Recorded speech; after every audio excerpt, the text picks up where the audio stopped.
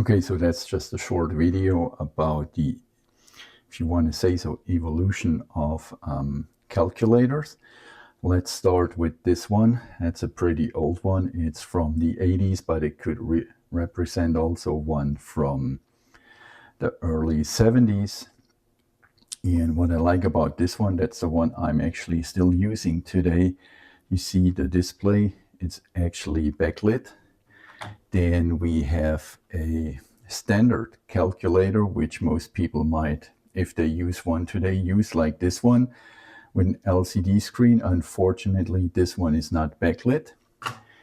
And then we have like larger calculators like this one from Texas Instruments, which gives you a lot of function, and you can actually also do some graphics. And then we come to a more modern version of a Texas Instrument calculator.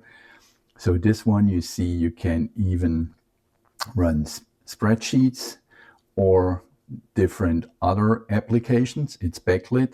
It also has a USB connector, so you can actually upload software on this one. Like, for instance, there are like Super Mario clone games for this. I can't do it with this one because I landed this one from somebody, so I don't want to install any software.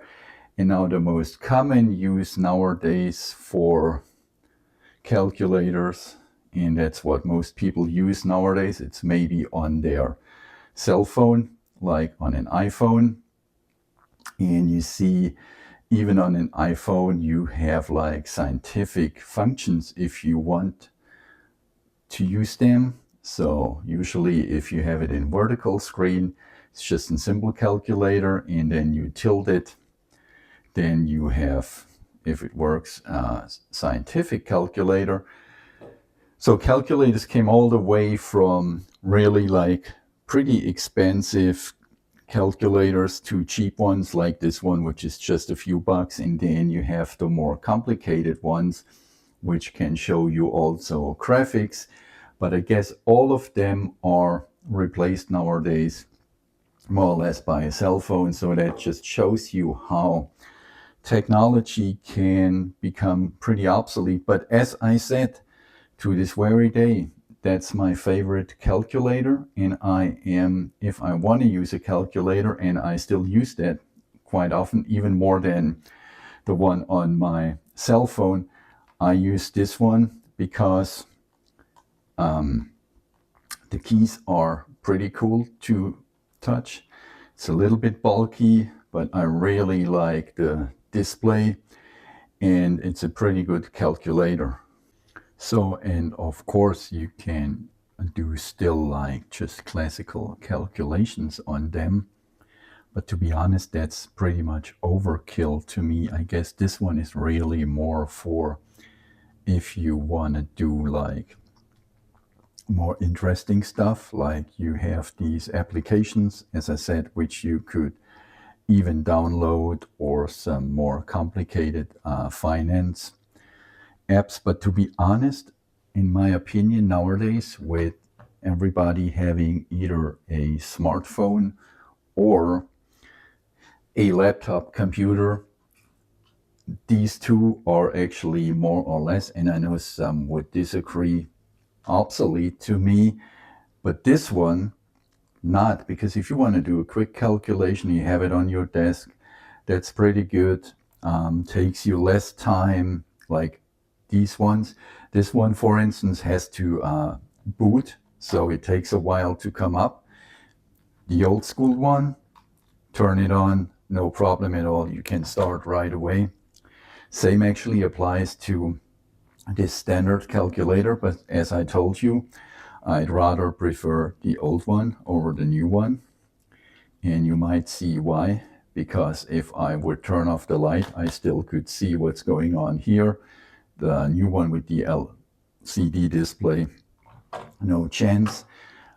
Same here, actually. It's a good calculator, but the problem is also not backlit. So this one, the TI-84 plus CE, that's actually pretty good. if you want something like this, and you see it has the USB connector here, but I guess everyday use, most people nowadays would just use an old iPhone or their iPhone, whatever they have in their pocket, and you basically have all the functions you have. And if you even need more functions, you would just download an app with a even better calculator. So I'm guessing big calculators like this become obsolete down the road. They're pretty expensive, like some of them are more than $200, at least more than $100. And I guess nowadays, except for school purposes, there is not much sense anymore in them. So I guess the standard calculator still has some life in it and might will survive. These, I doubt it, that there is a use case down the road in the future. Correct me if I'm wrong, but all you can do with these more complicated calculators you can do on a cell phone nowadays. And you see the screen is even bigger, and that's a pretty old iPhone I'm using as an example. But you see there, for me, there is not really much a market more for these more complicated calculators. There will be always a market maybe for just a basic calculator. And yeah, I'm gonna keep this one forever. It works. It's from the early 80s, and it's just a pretty good calculator, and it looks pretty retro and cool as well.